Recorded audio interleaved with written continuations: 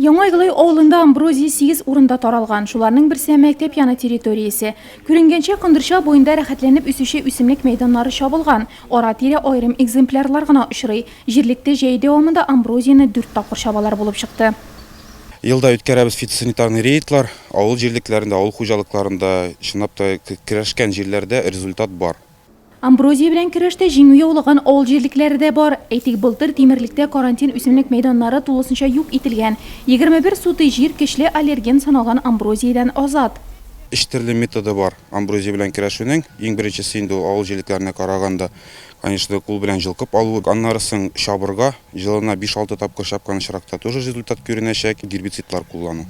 Яки җирләрне, участокларны инде калдырырга кирәк чистый парга.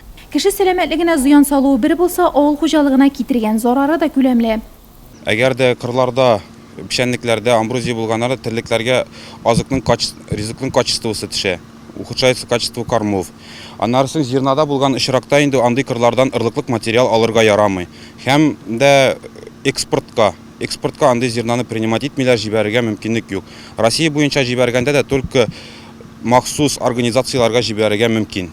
Дәүләт инспекторы сүзләренчә, шәһәр эчендә амброзия 200 урында үсә. Барлык микрорайоннарда да очрый. Күбрәк чокырларны, чүп контейнерлары яннарын үз итә. Шәһәр службалары аның яшәү урыннарын даими чикләп тора. Шулай да амброзия әрсезлеге белән алдыра. Әйтик, Сәлимҗанов урамында ул чәчәк түтәлендә үк үсеп чыккан.